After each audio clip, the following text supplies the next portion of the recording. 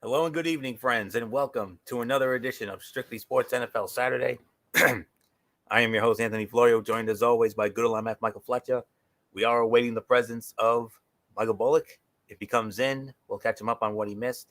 If not, then we'll see him tomorrow night when we recap NXT TakeOver 31. A wild and crazy week, a turbulent week in the NFL. Oh my gosh. I mean, so many things have gone down.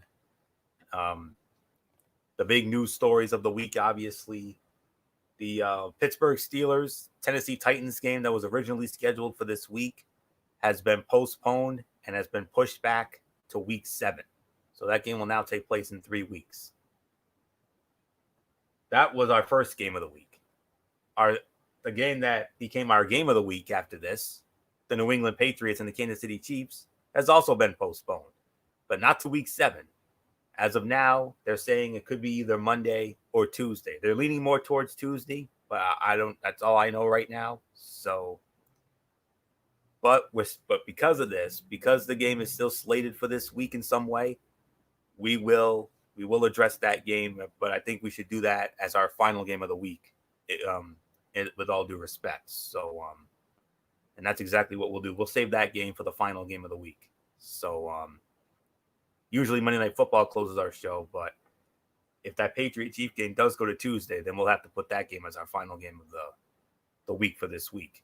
So, yeah, COVID mania, running wild. Stop me if that sounds familiar.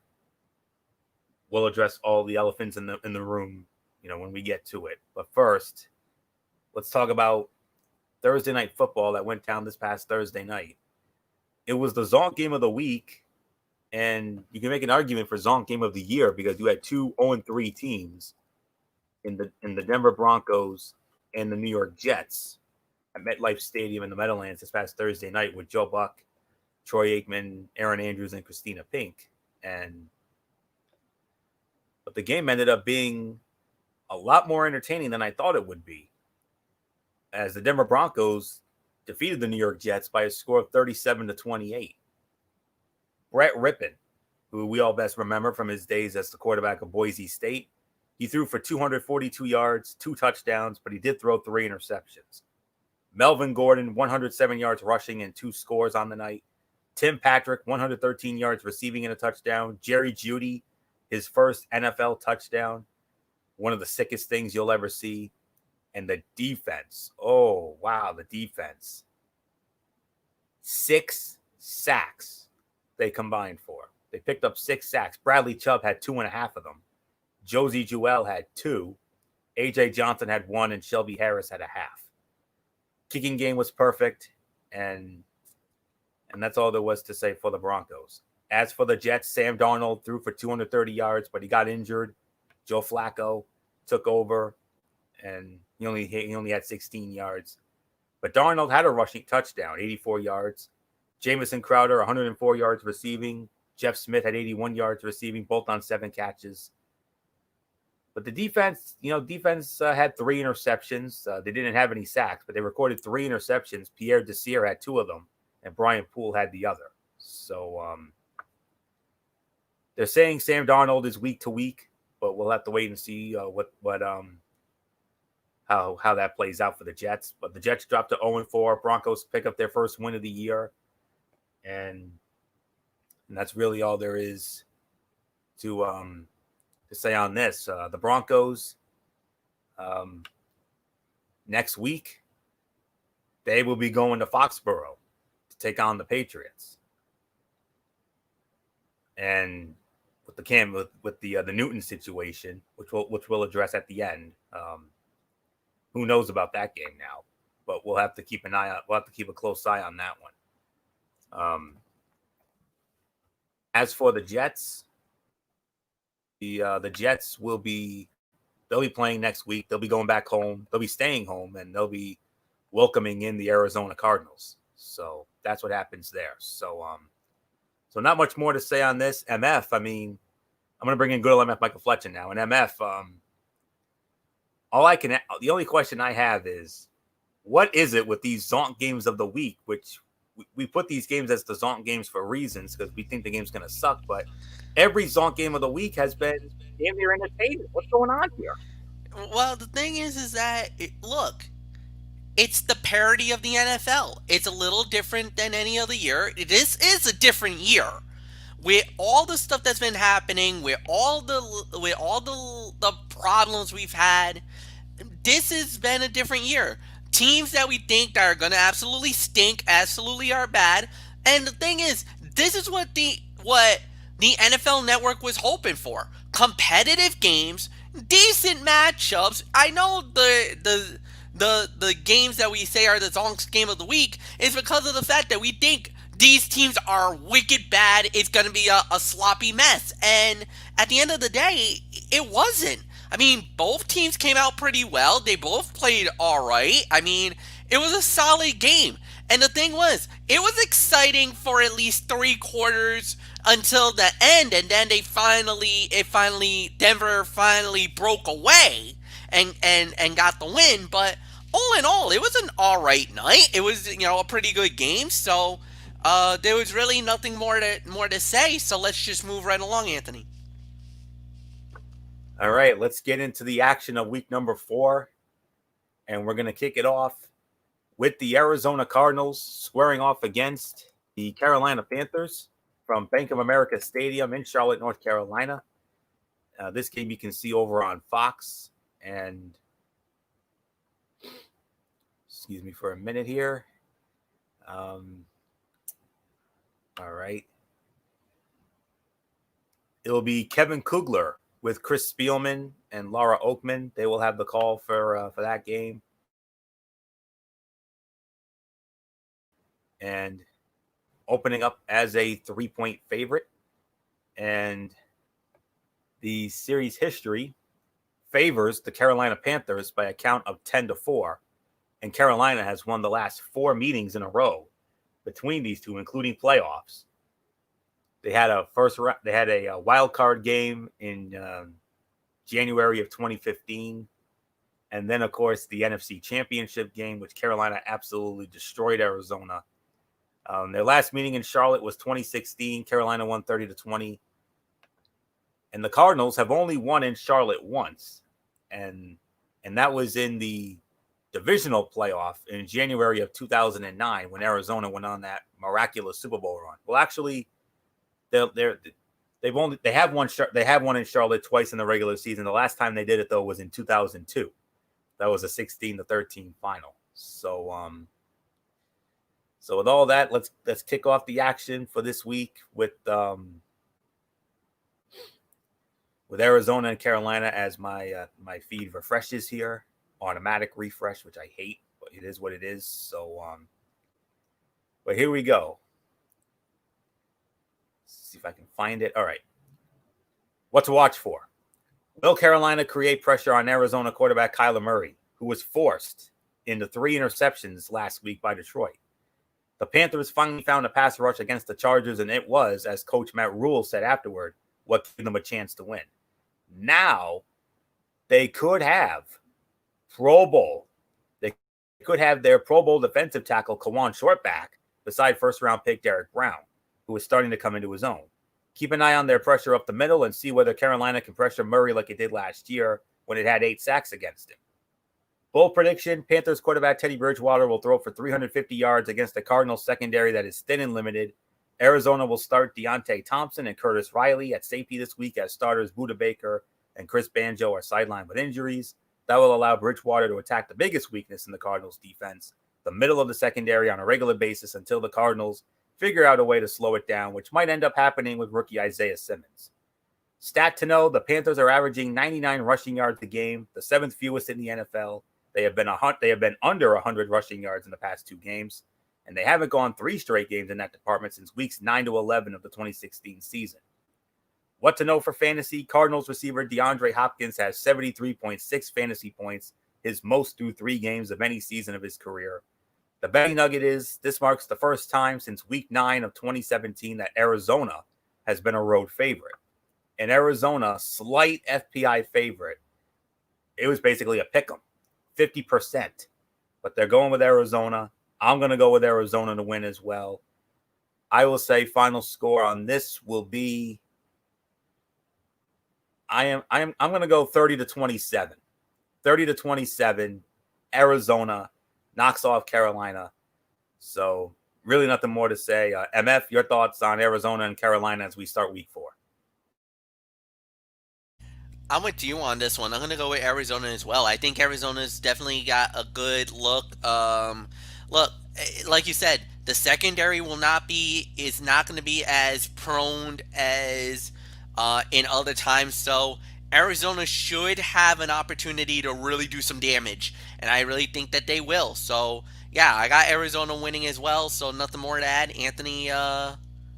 It's all yours. Next game. All right.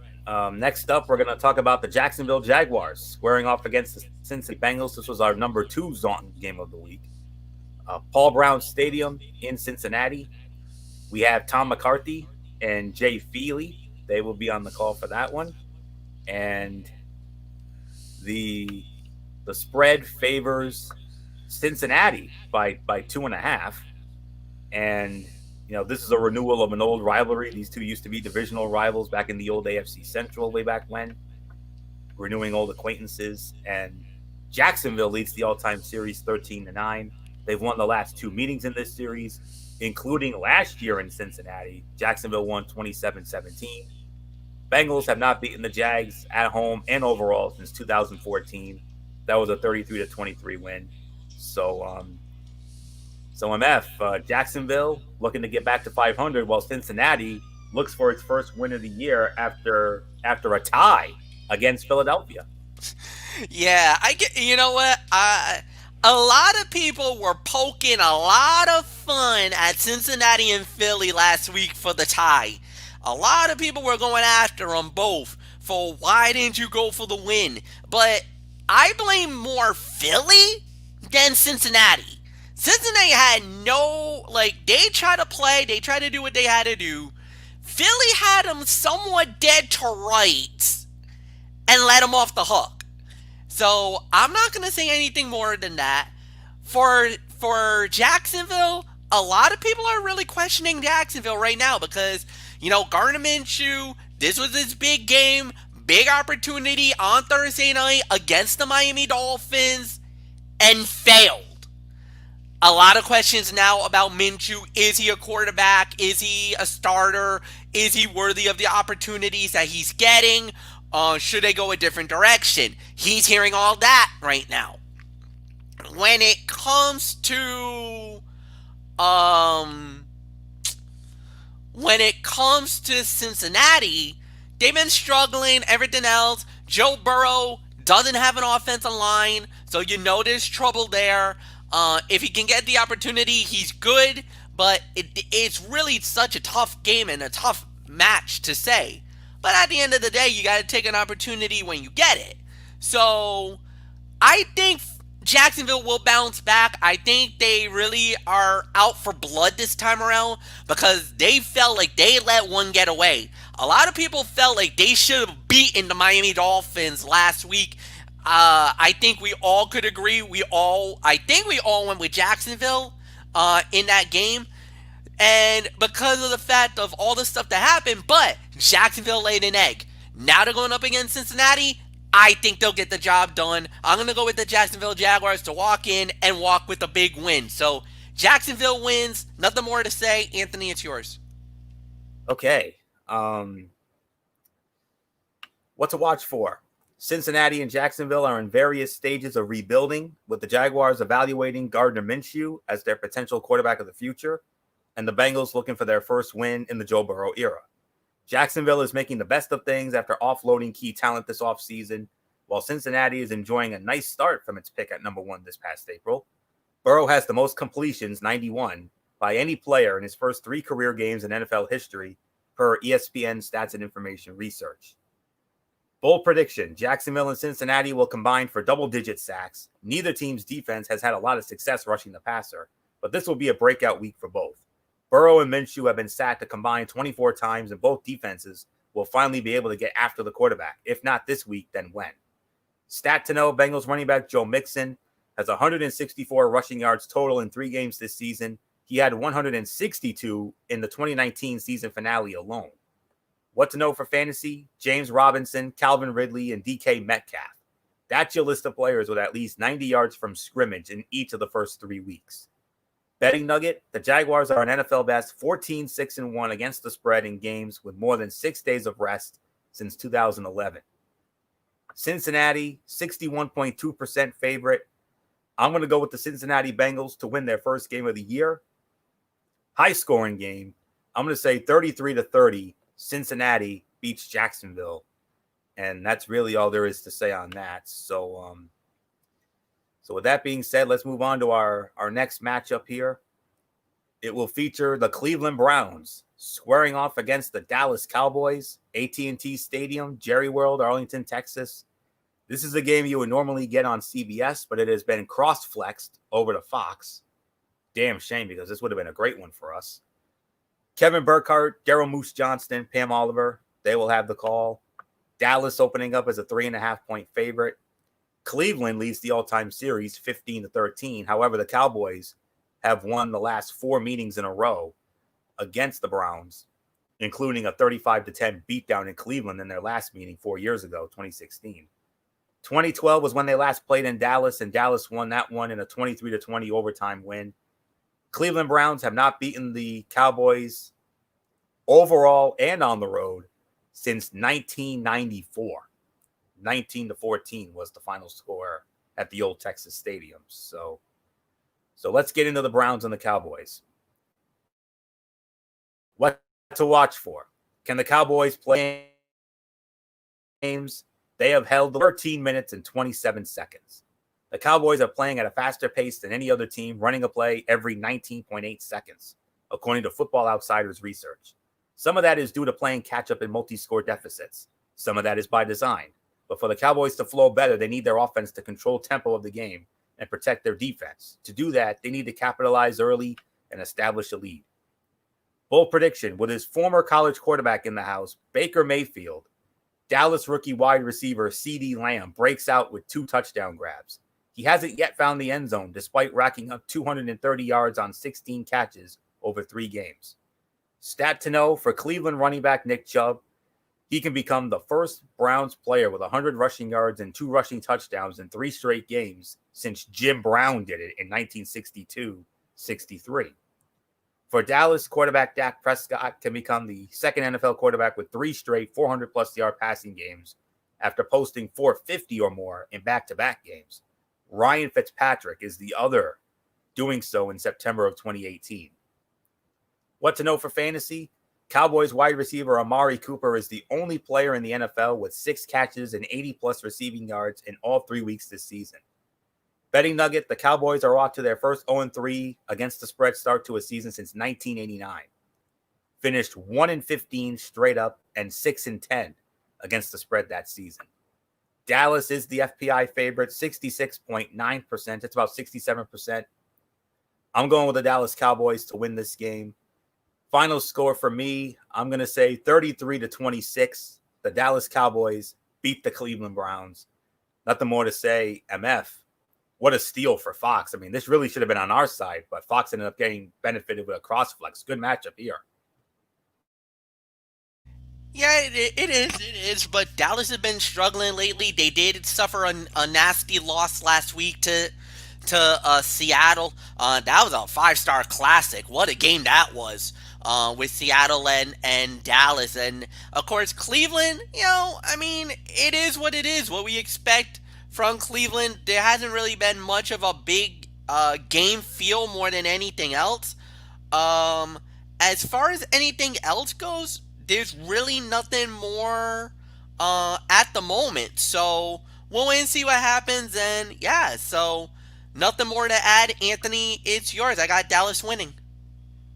And we move on to our next matchup, which is also going to be on Fox. We have the New Orleans Saints squaring off against the Detroit Lions from Ford Field in Detroit.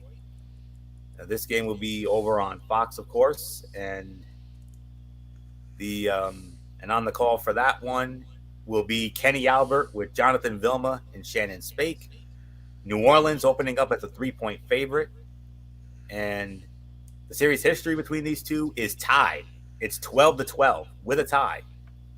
Their last meeting was 2017 in New Orleans. New Orleans won 52-38, snapping a 3-game losing streak to the Lions, believe it or not.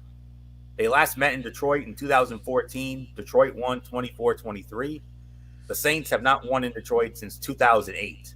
That was a 42-7 beatdown. So, two big surprises here, MF, as far as last week is concerned. First of all, the Detroit Lions went into Arizona and stole one from the Cardinals. Who could have believed that?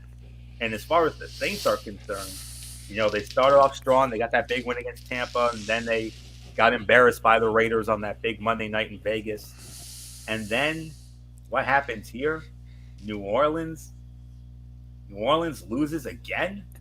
But remember, it was Green Bay. That's right. Major difference. No. Don't slam the panic button, New Orleans. Talia,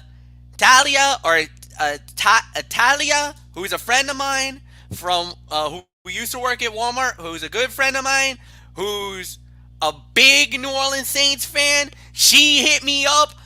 Should I panic? Am I freaking out? What the hell is going on with my Saints? Relax, calmate. It's not a panic. Not yet. If they lose this Sunday, then I would slam the panic button on New Orleans. No. Look, I'm going to say this. Detroit stole. You said it, Anthony.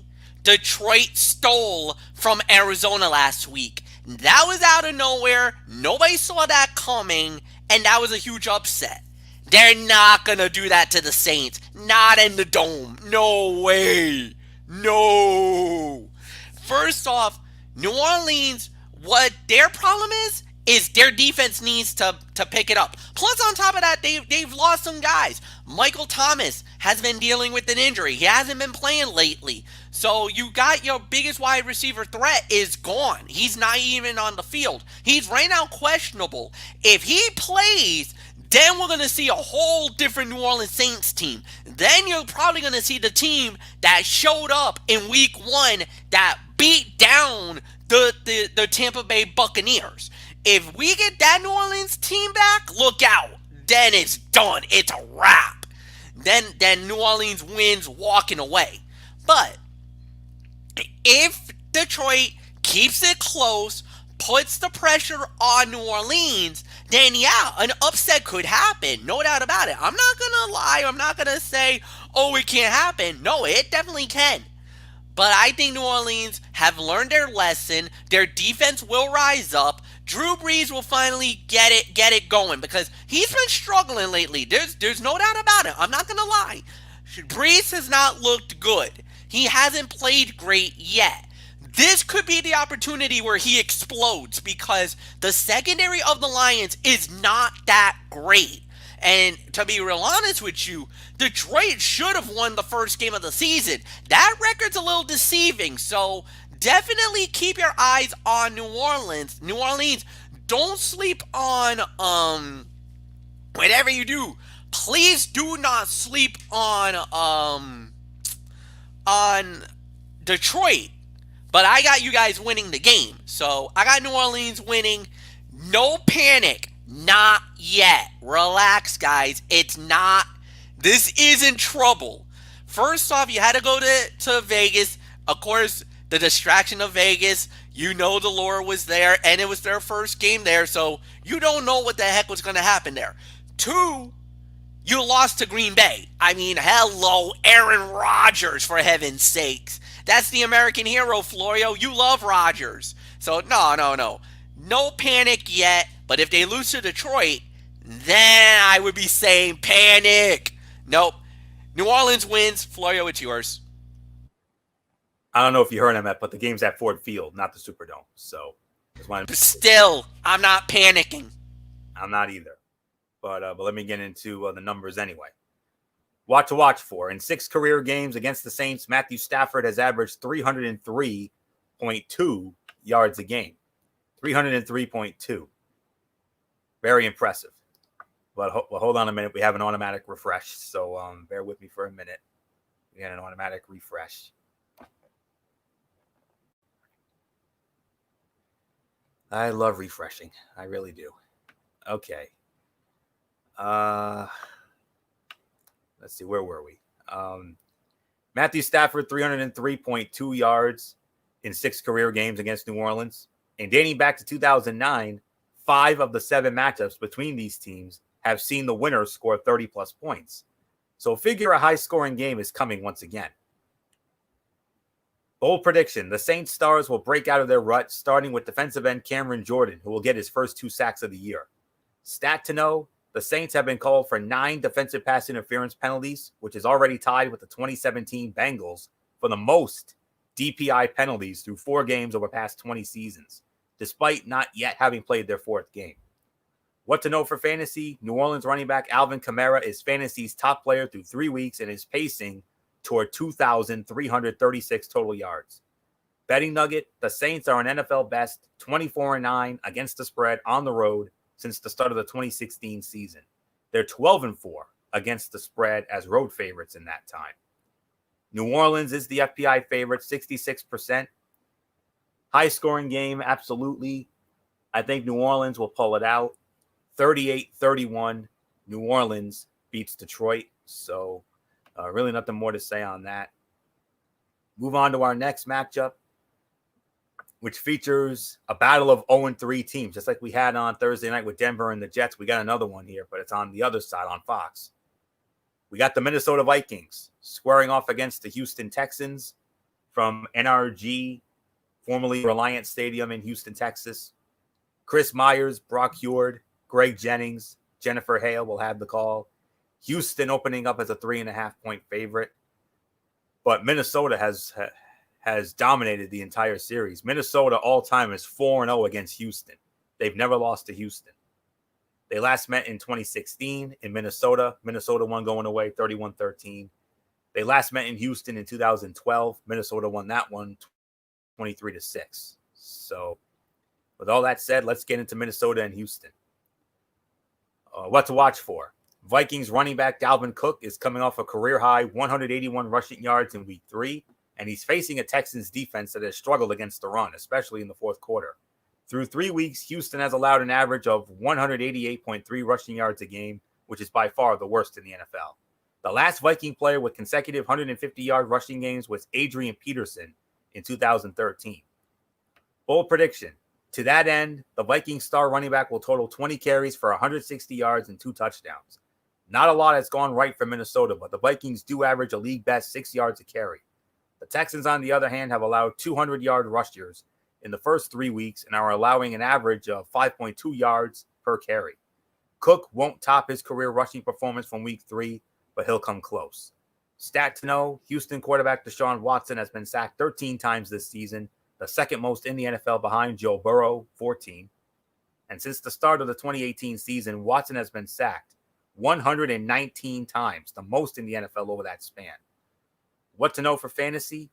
Watson was a top 10 quarterback in the majority of his starts last season, but in his first 3 games in the post-DeAndre Hopkins era, he has posted finishes of 12th, 21st, and 18th at the position. Betting nugget, the Vikings are an NFL best 27-10-1 against the spread after a loss in the Mike Zimmer era. Minnesota is the FPI favorite, 52.7%. Out of all the games this week, this is the absolute toughest one to call. I have no idea who's going to win this game, but this is basically one of those flip of the coin, if you will. It's a flip of the coin here. I can't trust Minnesota as far as I can throw them. But then again, I can't trust Houston either. I can't trust either of these teams. But like I said, flip of the coin. I'm going to take a chance here, and I'm going to go with Minnesota to win. I will say 28-27. Minnesota beats Houston. But if I'm wrong, I'm wrong, and I'll eat the humble pie that goes with it. So nothing more to say. MF, very tough game to call here. I mean, who's going to get that elusive first win? I really don't know. Well, if you're a Miami Dolphin fan, you want to see Minnesota win this. And the reason why I say that is because, as many of you Dolphin fans know, Houston made a trade with Miami last year when we sent them Laramie Tunsil and Kenny Stills. We took their first rounder for last year, and which oddly enough turned into the number 18 pick, which gave us Austin. That gave us Austin, which the tackle from USC, and we also got their second round pick that we actually parlayed and traded that away. That actually gave us the opportunity to get us Noah Ighoelambe, that our defensive corner guy. Well, actually, no. The second round draft pick actually led us to make a trade with the 49ers that brought Matt Breida to Miami. So, why would I say that? Because Houston's pick in the first and second round this year is under Miami Dolphin control. So if Houston loses, and if they keep losing, that pick goes to the Dolphins. So that's another possible top 5, top 10 pick for the Dolphins for the upcoming year in the upcoming NFL draft. So obviously for Miami, we're pulling for Minnesota. We're pulling for them to keep the Texans winless, so that once the Texans keep losing, that gives Miami a great chance to, lo and behold, land another big name, another big fish in what will be a very star-studded NFL draft in 2021. So you got that. 2, you're absolutely right. You can't trust either team right now. Offensively, both teams are at a disarray. Defensively, they're bad. I mean, Minnesota is shockingly bad. I thought they were going to be a lot more better than they are right now, and they haven't delivered at all. They fell apart. When it comes to Houston, I'm not surprised. I think they've been very bad. You could tell the DeAndre Hopkins trade is really hurting the Texans. They've been exposed because of the fact that with Watson, he hasn't really played up to the caliber of that he's supposed to have. The offensive line is not living up. There is no running game. The receiving core that was supposed to be his saving grace, not so much. So I'm going to go with Minnesota. And like you said, Anthony, I don't trust them as much as I can throw them. But I will say this. I do believe Houston, I just don't see it. I don't see it at all. I think Dalvin Cook will have a big game. I think Kirk Cousins will finally figure it out. I think Adam Thielen will have a decent game. Plus, you also got a tight end in Kyle Rudolph, who got a touchdown last week. I think he'll get one this week. I got Minnesota winning. It's yours, Florio. Yeah. Let's move on to our next matchup. Speaking of your Dolphins, MF, they're up next, and it's only fitting you'll be starting it off. We got the Seattle Seahawks squaring off against the Miami Dolphins at Hard Rock Stadium in Miami. Over on Fox, the legendary Dick Stockton with Brady Quinn and Sarah Walsh. Seattle opening up as a 5.5-point favorite. Miami leads the all-time series 8-4. Their last meeting was 4 years ago, 2016, in Seattle. Seattle won an ugly game, 12-10. Their last meeting in Miami, 2012, Dolphins won that one, 24-21. Matter of fact, the Dolphins have won the last 3 meetings at home against Seattle, so that's a little encouraging. Seattle has not won in Miami since 1996. That was a 22-15 final. So there's nothing more to say. MF, it's only fitting. Your Dolphins, oh boy, you got Russell Wilson and the Seahawks coming in. All I can say, brother, is good luck. Hold on now. This might be the perfect storm, Because one, Chris Carson might not play. That takes away their running game. That's a major threat that Miami will have one less to battle. Two, did you see what Dallas did to Seattle's defense? They carved them for over 530 yards of total offense. And Miami, last week, had their best offensive game of the year. Their first half against the Jacksonville Jaguars, they were carving up Jacksonville through the air. I mean, Fitzmagic was Fitzmagic last week. You know, you had Myles Gaskin, had a really good game, about 65 yards rushing. You had Jordan Howard, who's now, it looks like, our goal line back, got a touchdown in the game. And, of course, you got the threat of a 38-year-old Harvard man who basically got the brain of a Harvard man and the body of a plumber. He looks like Super Mario, for heaven's sake. So, you could probably toss him off as a relative of the Super Mario brothers. So, I mean, yes, I get it. I understand where the threat is.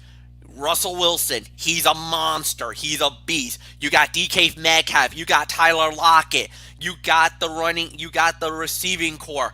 And Miami's defense looked bad, especially against the pass. However, Gardner Minshew made a lot of mistakes last week, and Miami feasted on it. They had almost they should have had 2 INTs last week. They got one from Xavier Howard, which got all the Dolphin fans absolutely lit. They were jacked up because that was the first INT in over about a year and a half that Xavier Howard got.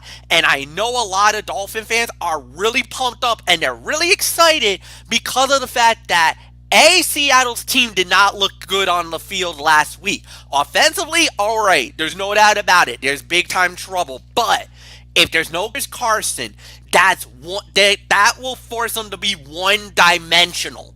That means you got to stack the box. You don't have to worry about the running backs. Even though Carlos Hyde will be their featured back, Carlos Hyde maybe averages about 2 or 3 yards per carry. Miami's defense has shut down the running game in the last couple of weeks. So the one thing that you have to worry about is the bombs through the air. But if Miami plays the same game plan that they used to Jacksonville and puts that to Seattle, there's a very good possibility we get an upset in Miami tomorrow. But let me take the fan out of it. Let me be the commentator here. Russell Wilson right now is the MVP of the league. There's no doubt about it. There's no argument here. Let's not even kid ourselves. He has been killing it each and every week. And the thing is, he doesn't do it just with his legs, but through the air. So far this year, he's got over, I think, 16 touchdowns in just 3 weeks alone.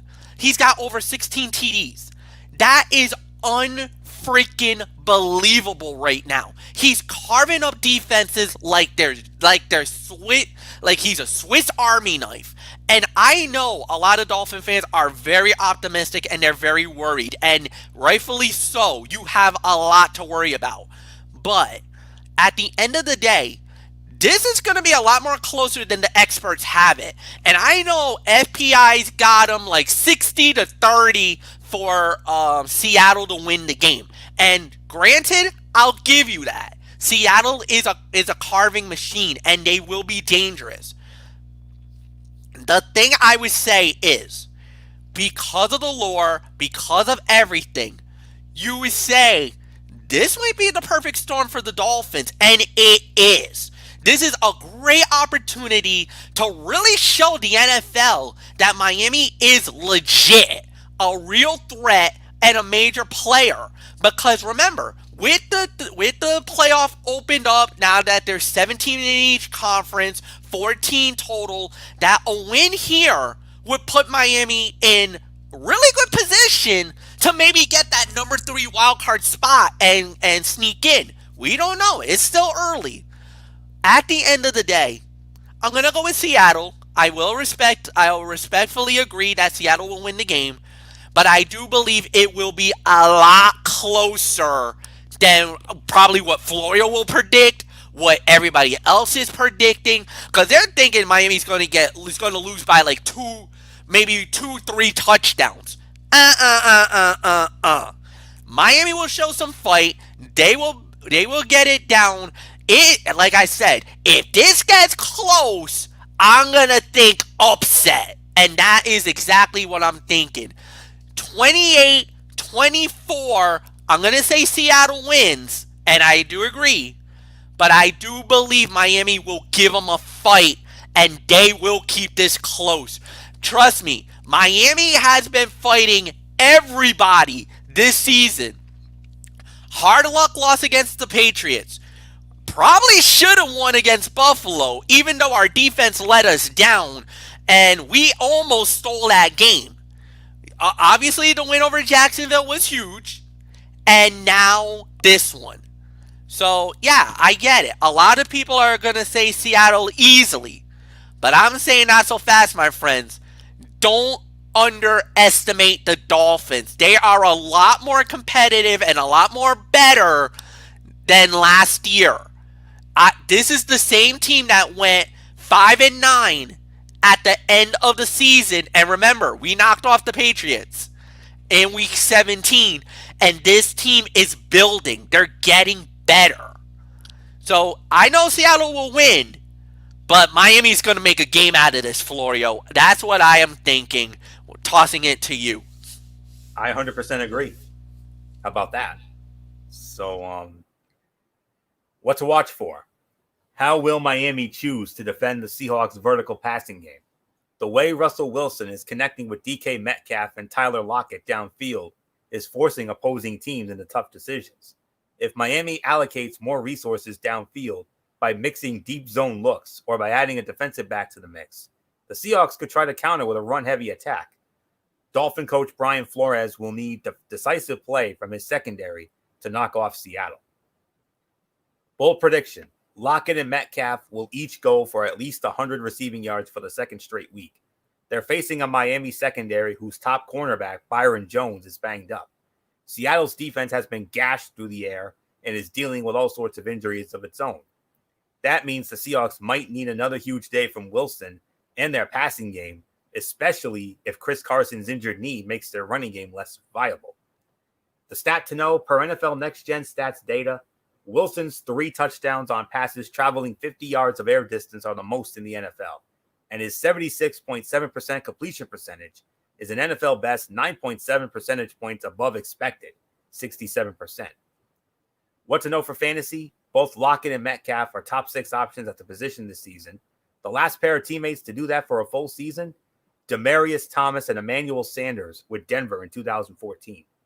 Betting nugget: in the past 3 seasons, Seattle is 7-1-1 against the spread in 1 o'clock Eastern games. Seattle, you're right, MF. You just about had it right.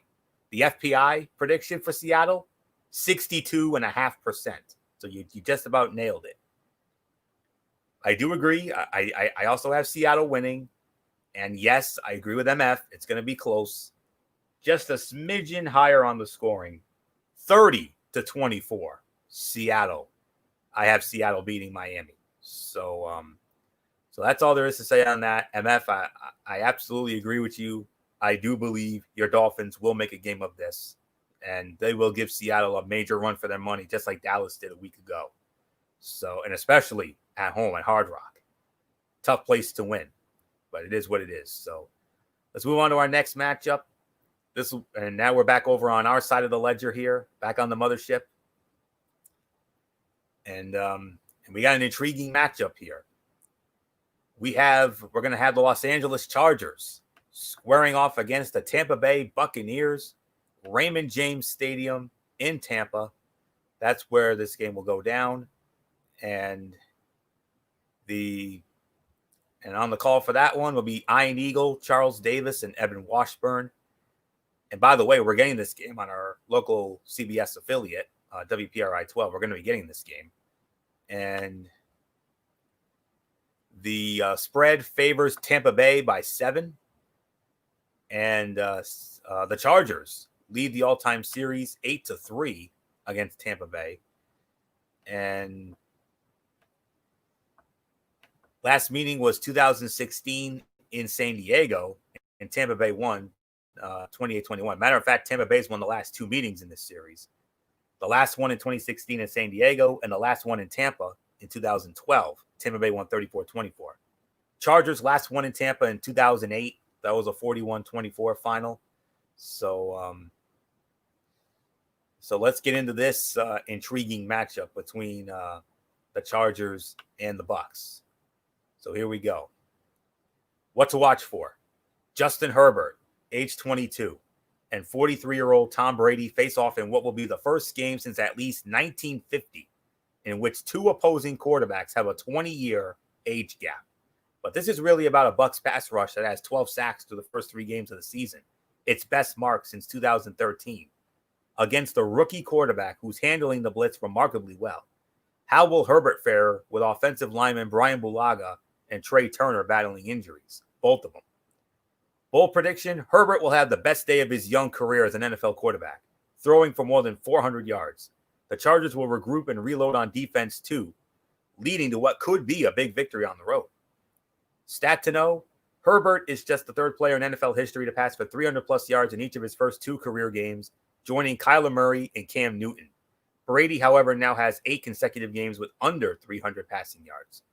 What to know for fantasy? Chargers running back Austin Eckler has 5 career games with 20 touches, and 3 have come this season.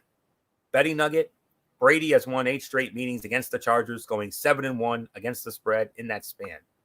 Tampa Bay, a big FPI favorite, 78.4%. I'm going with the Tampa Bay Buccaneers to win this game. I think it's going to be a high-scoring game. Give me the Tampa Bay Bucs to win this one, 34-27. Tampa Bay outlast the Chargers. So nothing more to say. MF, Chargers, Tampa Bay. I could probably call this our sleeper game of the week right here. Sleeper game of the week, no doubt about it, but I'm going to go with Tampa Bay as well. Look, don't get me wrong, I like the body of work. I like what the Chargers bring to the table, but I just don't see them making much of a noise here. It's going to be an interesting matchup, no doubt about it, but I'm with you, Florio. I got to go with Tampa to win, so I really got nothing more to add. So, Anthony, it's yours. Before we move on, MF, a couple things. Well, I do have some things I need to get to address here. In the world of college football, Texas lost today. Sorry, MF. I hate to bring it up, but they did. MF noted in our private chat that Arkansas beat Mississippi State in Starkville. And guess what? Oklahoma goes down again. Wow.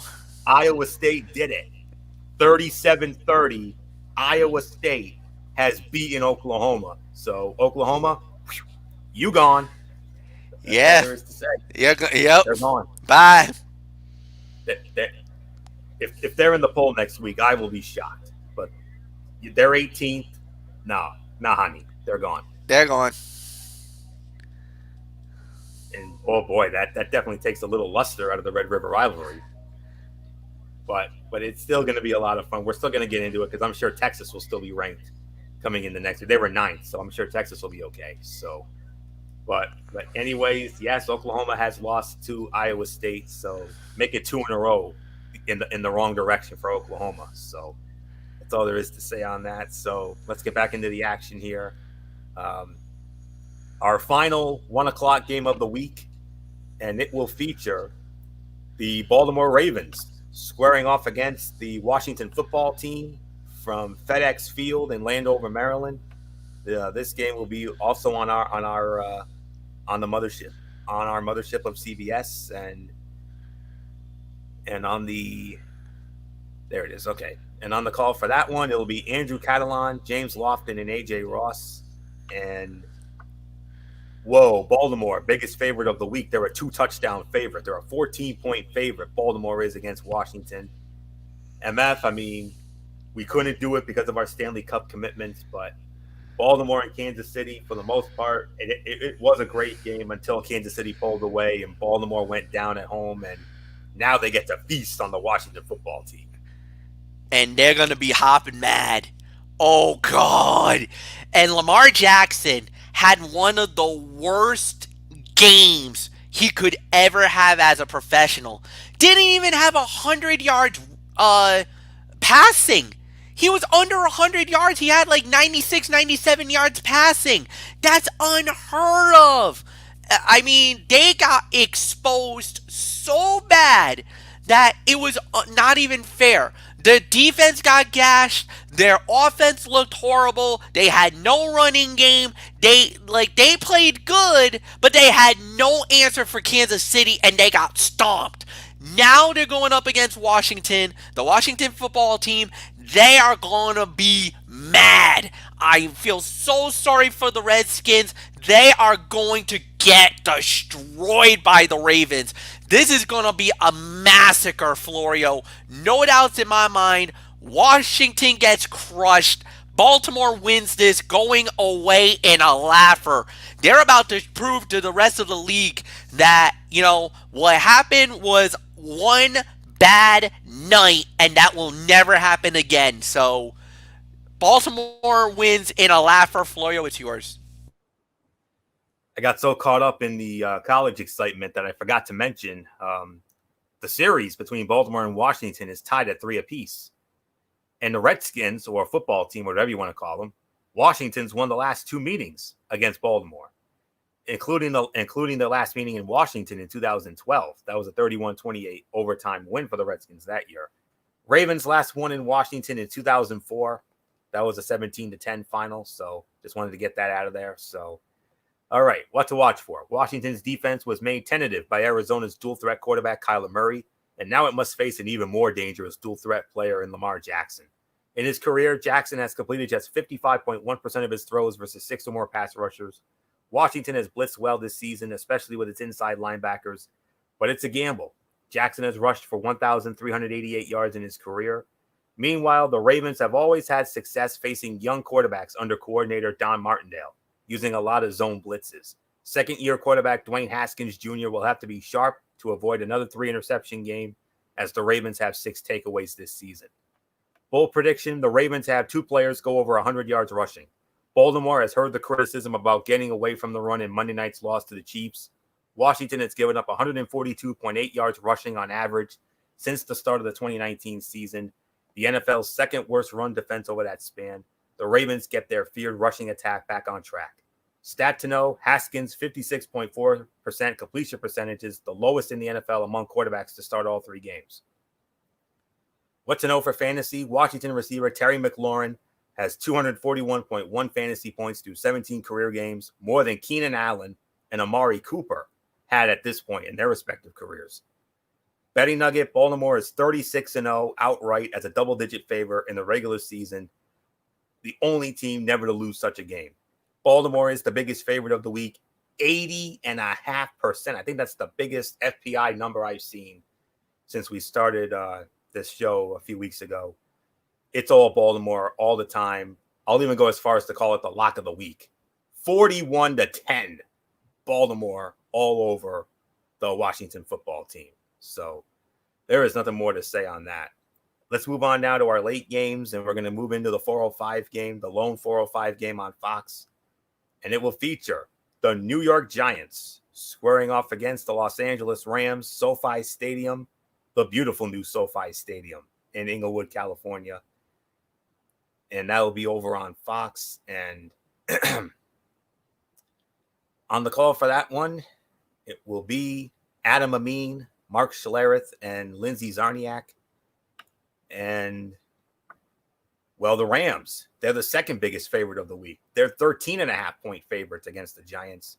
Rams lead the all-time series 26-16. Rams won the last meeting in 2017 in New York, 51-17. Goodness gracious. Snapping a 6-game losing streak to the Giants. It marked the first time they had beaten them since 2001 in that year. The last time they met in Los Angeles was in 1994, and the Rams won that one 17-10. And the Giants last won in Los Angeles against the Los Angeles Rams in 1990, 31-7. Overall, it was 2014 when they were still in St. Louis in the Dome. So that's all there is to say there. Let's excuse me. Oh boy. Giants and the Rams. Let's dive on in. What to watch for? The Giants are really struggling amid an 0-3 start, scoring an average of only 12.3 points a game. The Rams offense, however, is finding its stride behind quarterback Jared Goff and is unlikely to slow against a defense that's allowing 26.3 points a game. Watch for the Rams running game to get moving behind Darrell Henderson Jr. and for Goff to establish early connections with a plethora of targets, as Giants defensive back Jabril Peppers is unlikely to play because of an ankle injury. Bold prediction, Aaron Donald produces double-digit quarterback pressures. He has done it before, week 1 against Dallas, so why not again against this Giants offensive line that allowed 7 to Bud Dupree in week 1 and 7 to Khalil Mack in week 2. Donald versus Nick Gates, who was moved to center this season, is a massive mismatch. Stat to know, the Giants have an NFL worst 170 rushing yards this season, the 5th lowest total through 3 games in franchise history. On the other side of the field, the Rams' Henderson is coming off a career-high 114 rushing yards last week against Buffalo. And Los Angeles has 6 touchdowns on the ground this season. Only the Patriots have more with 7. What to know for fantasy? Henderson is averaging 6.1 yards a carry over the past 2 weeks and had a rushing score in both of those games. Betting nugget, 3 of the past 4 times New York has been a double-digit underdog. It won the game outright, dating back to its Super Bowl 42 win over New England. I stand corrected. The Rams are the biggest FPI favorite of the week. 84.8%. That's just about 85% favoring the Rams. No big surprise here. I got the Rams going away 35-14. All Rams all the time. Nothing more to say. MF, you want to talk about massacres like we have with the Ravens? Here comes another one. Yeah, no doubt about it. Rams should win this one going away.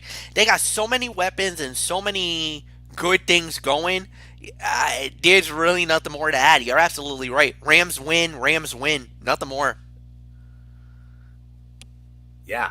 And now we're going to get into our 425 games. And now we have a change. We have a change in the 425 games. This was supposed to be the New England, Kansas City spot. But like I said, we're going to get into that at the end.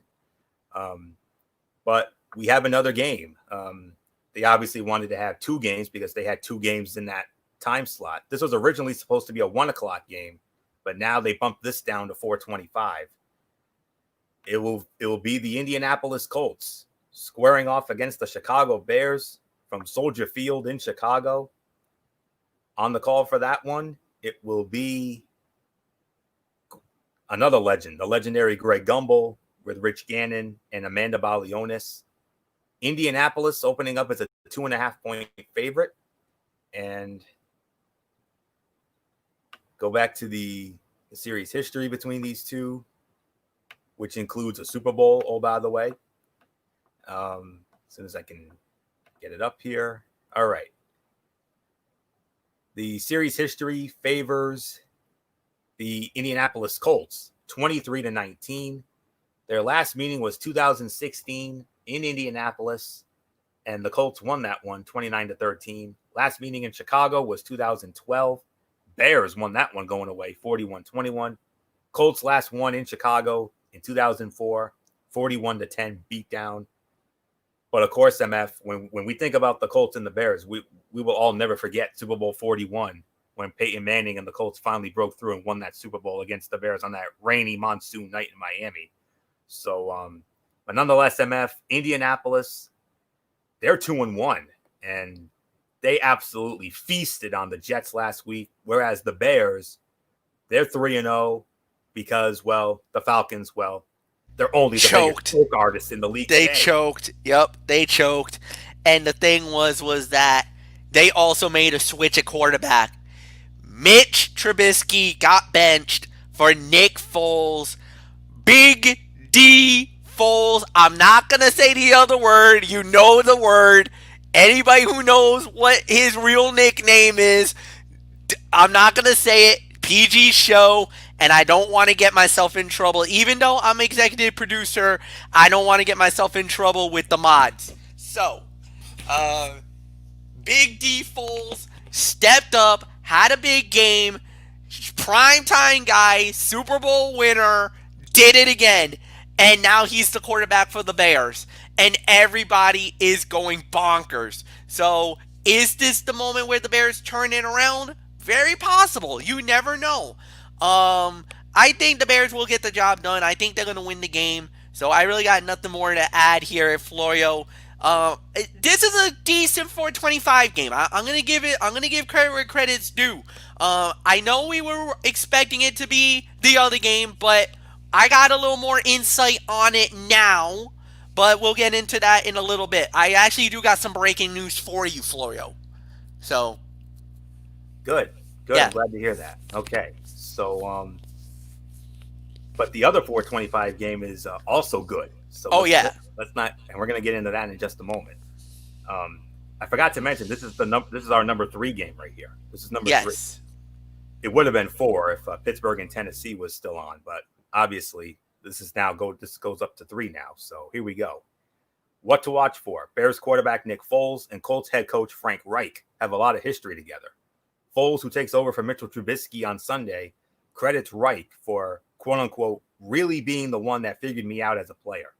Reich served as the Eagles offensive coordinator in 2017 when Foles led Philadelphia to victory in Super Bowl 52, a game in which Foles was the MVP.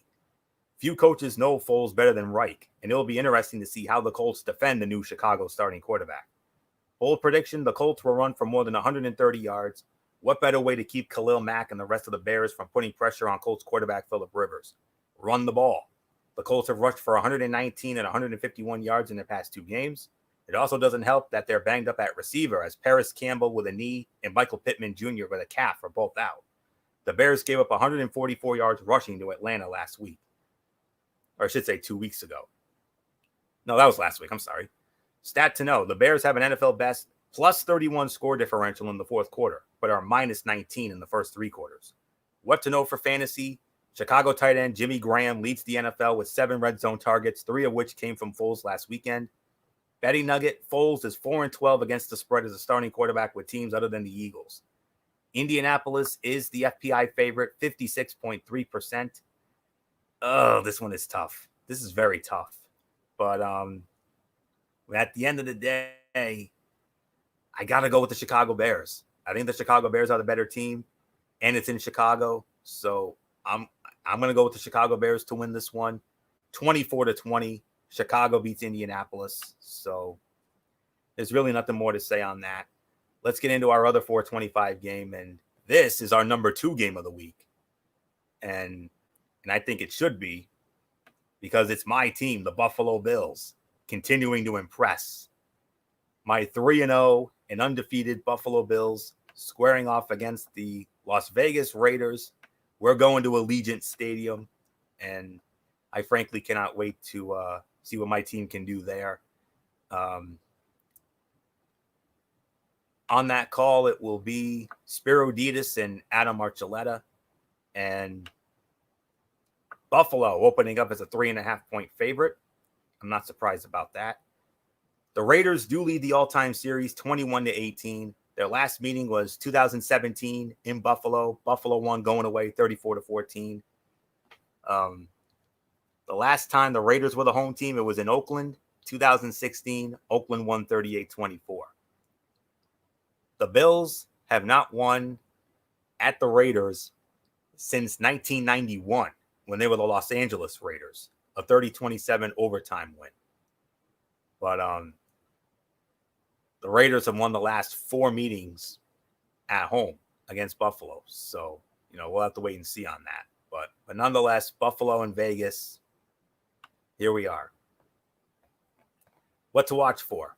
The Raiders secondary is beat up with rookie cornerback Damon Arnett aggravating his broken right thumb and second-year safety Jonathan Abram dealing with shoulder and thumb injuries. And it faces Bills quarterback Josh Allen, the 4th player in NFL history with at least 1,000 passing yards at 1,038, 10 passing touchdowns, 10, and a passer rating of at least 120, which is 124.8. in his team's first 3 games of a season. With at least 300 passing yards and 2 touchdowns Sunday, Allen would join Steve Young and Peyton Manning as the only quarterbacks with at least those numbers in each of his first 4 games of a season. Wow. Bold prediction. Buffalo running backs Devin Singletary and Zach Moss both score as the Bills rack up 150-plus rushing yards. While predicting big numbers for Allen is no longer bold, the same can't be said for the Bills' run game. The Raiders rank 28th in rushing yards allowed, paving the way for a monster day for Buffalo's runners. Stat to know, the Raiders are allowing a 56 QBR in man coverage this season, the 7th lowest in the NFL, but Allen has thrown 8 touchdowns and 0 interceptions against man coverage this season for a 94.4 QBR, the 4th best in the NFL among qualified quarterbacks. What to know for fantasy? Las Vegas tight end Darren Waller ranks 5th in the NFL with a 29.5% target share. The highest target rate by a tight end over the past 15 seasons was Tony Gonzalez, Hall of Famer Tony Gonzalez, in 2008, 28.9%, a season in which he was tight end 1 by 59.9 points. Betting nugget, the over is 3-0 in Bills games this season. The over was 18, 29, and 1 in Sean McDermott's first 3 seasons as the Bills head coach. Buffalo, slight FPI favorite, only 50.4%. I think it should be a little higher, but it is what it is. I got my Buffalo Bills winning this game. My final score, 31-21. I think the Raiders will give us a game early, but I think Buffalo will eventually get going and they'll pull away late. And then Buffalo will steal one at Allegiant and continue this magical season. And MF, I mean, you talk about Russell Wilson being the front runner for MVP. Where's the love for Josh Allen? Didn't you hear those numbers I just dropped? Aren't those MVP worthy? I think so. Yeah, true. Honestly, yes, I would say that. But here's the problem with Josh Allen. He hasn't faced a real competition yet. Don't get me wrong. The Jets, Miami, and who was the other team that they beat last? We actually did have real competition. The Rams. The Rams almost stole one from us because we damn near almost choked, but somehow we got lucky. Praise the Lord. Yeah, well, lucky, and there was a controversial PI that went against you, so maybe that should have been a loss. But I'm not going there. I'm not going there. But again, it's interesting to see. Now you're going out west, going to Vegas to play, and we saw what they did against the Saints. So no doubt about it. Do I think Buffalo can definitely get the win? Absolutely. There's no doubt about it. But there's going to become a point where, yeah, a lot of people are saying Allen's good, but he needs to take the next step. And the thing is that you're looking for that respect. Where's the respect? Where's the respect? Respect is earned, not given. And right now, the league doesn't want to give him the respect because they think about his past. Every time he's gotten good, he's choked under the pressure. He's choked under the spotlight. When the spotlight gets big, Florio, and you know this better than anybody else, he comes up small in the big moments. Right now he's done well. It's still early in the year. Get back to us in December when it matters most. If he is consistent, if he plays like this throughout the whole year, then he's worthy of MVP. But right now, don't even get me started about him being MVP of the league. Because you ain't getting it from this guy. Not a chance. But the Bills will win. It will be a close game. I got nothing more to add, so let's move on to the next one. And it's Sunday Night Football on NBC. The Philadelphia Eagles squaring off against the your reigning and defending NFC champion San Francisco 49ers, Levi's Stadium in Santa Clara, outside of San Francisco. Al Michaels back in the booth. As you know, Mike Tirico sat in for him last week. Al Michaels back in the booth with Chris Collinsworth and Michelle Tafoya. And San Francisco opening up as a 7-point favorite. Series history favors the San Francisco 49ers 18-13 with a tie. Eagles won the last meeting in 2017 in Philadelphia, 33-10. Last meeting in San Francisco, 2014. San Francisco won that one, 26-21. And Philly last won in San Francisco in 2010, 27-24. That was at the old Candlestick Park. So, all right. Philadelphia looking for their first win. Meanwhile, San Francisco, they had that embarrassing loss in week 1 against Zona, but they've turned it around the last 2 weeks. They had that easy win. But then again, look who they beat the last 2 weeks. The Jets and the Giants, both at MetLife. Now they get their third straight NFC East opponent in Philly. So MF, can San Fran make it 3 in a row, or does Philly get their first win? No, but I got to go with the Niners. George Kittle is coming back. He will play. 2, and Deebo Samuel is coming back. Deebo Samuel has been cleared to play. Now, Jimmy Garoppolo will not play. He's still out. He will not play this week. They're thinking maybe next week against Miami he will make his return. If that does, that's not good for the Dolphins. That is not good to hear that Jimmy G could be coming back against the Dolphins. But I got no faith in Philly. I don't. I got no faith in them whatsoever. Going out west to play them in Santa Clara? This is done. It's a wrap. I got to go with the 49ers. I don't think there's anything else to say, Anthony. Niners win. No, you're right. You're absolutely right, MF. I mean, what to watch for? Can Carson Wentz bounce back against the 49ers' second-ranked pass defense? Wentz's early season struggles have garnered a lot of attention, and Coach Doug Peterson said this week that he needs to simplify things so Wentz can, quote-unquote, unclutter his mind. The Niners are allowing just 187.3 passing yards a game and would qualify as the best defense. Wentz, who has thrown 6 interceptions and is just a 35.5 QBR, has faced so far this season. Bold prediction, Niners tight end George Kittle will score 2 touchdowns. He has missed the past 2 games with a knee sprain, but returns to a very favorable matchup. The Eagles have allowed 4 touchdowns to tight ends so far this season, including 3 by Tyler Higbee in a Week 2 loss to the Rams. Like Rams coach Sean McVay, Niners coach Kyle Shanahan will exploit the mismatches. If Kittle draws linebacker coverage, look out. Stat to know, the Eagles have been outscored by 36 points in the second half this season, the second worst in the NFL, ahead of only the Falcons at -41. They have outscored opponents by 8 points in the first half, though. What to know for fantasy? Since the beginning of last season, the Eagles are getting a league-high 14.2 fantasy points a week from the tight end position.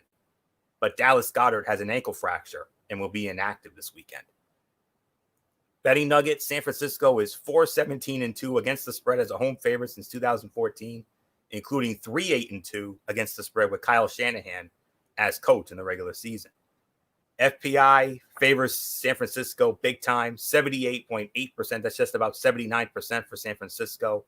I got San Francisco winning as well. 34-17, San Francisco all over Philadelphia.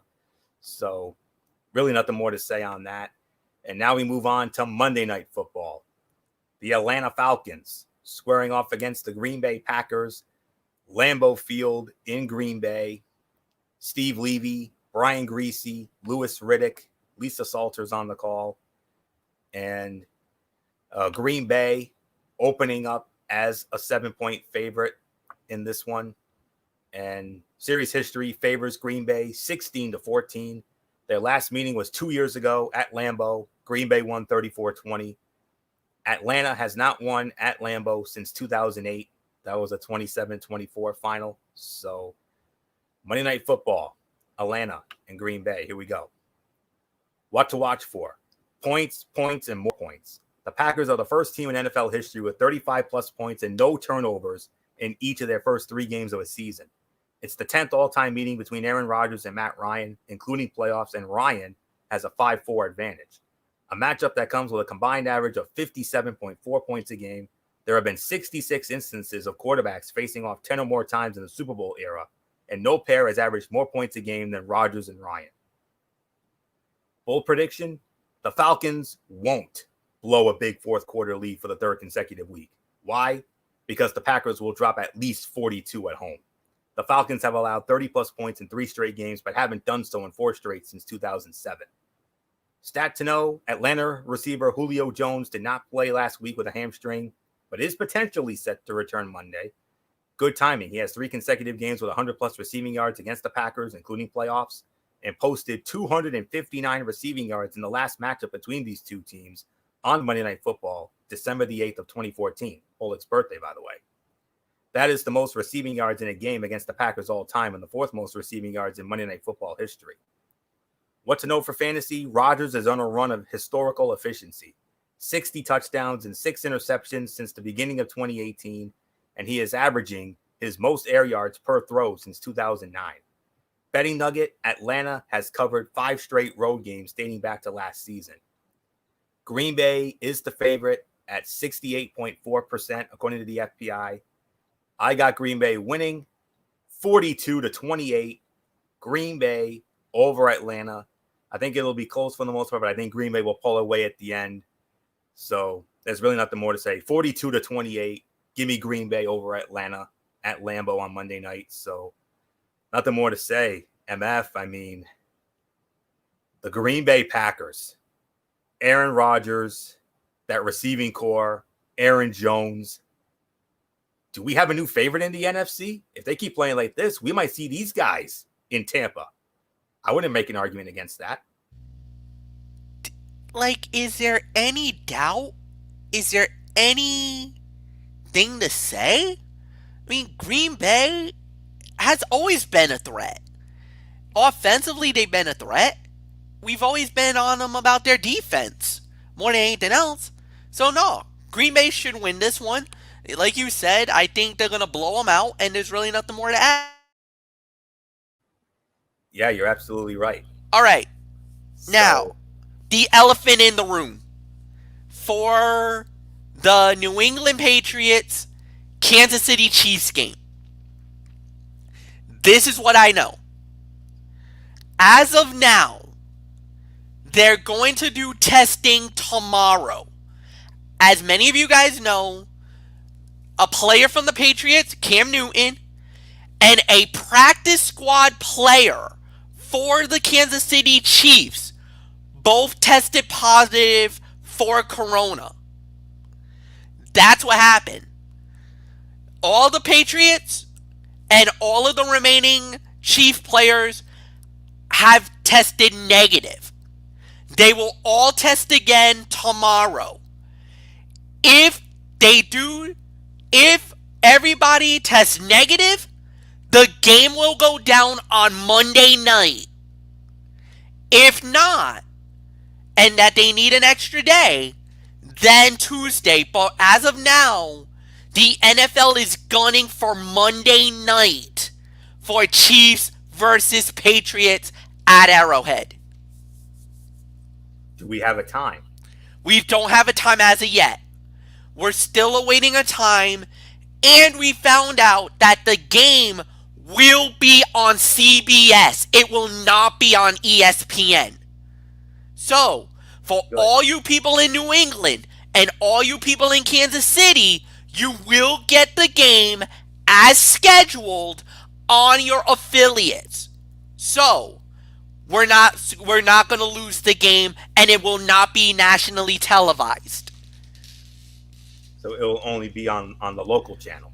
Yes. So, all right, but we're gonna get it anyway because hello, it's New England. It is New England, so yeah, we will get this game. Yeah. All right, so and I do have some notes on it, so we can do it. So, our final game of the week, it is the game of the week, even though it may have lost a little bit of some luster because of what happened to Cam Newton, but nonetheless, it is our game of the week. The New England Patriots squaring off against the Kansas City Chiefs, Arrowhead Stadium in Kansas City. As of now, Monday, maybe Tuesday. We'll have to wait and see, but it's one of those 2 days. But nonetheless, hello, friends. Jim Nantz, Tony Romo, Tracy Wolfson, they will be on the call for that game. And according to my spread here, Kansas City opening up as a 6.5-point favorite. Kansas City leads the all-time series 19-14 with 3 ties. They met last year in Foxborough. Kansas City won 23-16. Their last regular season meeting in Kansas City won going away 41-14 in 2014. We all know how that ended. New England last won at Kansas City, of course, in that legendary AFC Championship game, 37-31 in overtime, January of 2019. Their last regular season win in Kansas City was 2004, 27-19. So there's nothing more to say. It's hard that we're still going to get this game. So, but nonetheless, MF, this would have been ours, but we have NBA Finals commitments now, and then after that, we got baseball playoffs. So we're not going to be seeing the NFL probably till next month at least. So, but nonetheless, let's go about it as if it was our game. So New England, Kansas City, the Phil Simms to my Jim Nantz. Do that thing I like. Hello, friends. Well, this is going to be a tough game, especially for New England now. Now it will be Brian Hoyer's team. Cam Newton will have to sit out not only this game, but possibly will have to sit out the next game against Denver as well. So, I mean, that's 2 weeks and you're not going to have Newton. That's a big loss. I think a lot of people pretty much was fearing the worst. And, yeah, at the end of the day, I was going to go with Kansas City regardless. Just offensively, Kansas City is just a juggernaut. They beat you up so many different ways, and they just know how to win these games, these battles. So, yes, I do agree. I got Kansas City winning over New England, and Anthony, it is all yours. Yeah. What to watch for?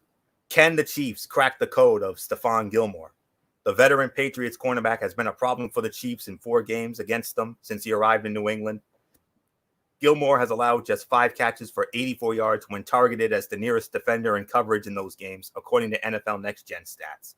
He has not allowed a completion to Tyreek Hill in those 4 games, in which he has been the nearest defender in coverage. Bold prediction. Patriots running back James White's return to the team provides a spark, and he will have a receiving touchdown, becoming the fastest running back in NFL history to reach the 25 touchdown reception mark, 80th regular season game. Brian Westbrook currently holds the record with 25 in 87 games. Stat to know, the Chiefs' Tyreek Hill has 2 receiving touchdowns of 20-plus yards this season, tied for the second most in the NFL, and the Patriots have allowed 3 such scores this season, also tied for the second most. What to know for fantasy? Kansas City quarterback Patrick Mahomes is coming off of a career-high 40-point performance. Since 2018, he has 7 games with 370 passing yards and 3 passing touchdowns. That's the same number of such games as Drew Brees, Aaron Rodgers, and Matt Ryan combined over that stretch. Betting nugget: since 2006, New England is 20-6 against the spread as an underdog. Kansas City is the FPI favorite, 70.6%, just about 71% going with Kansas City. I got Kansas City winning as well.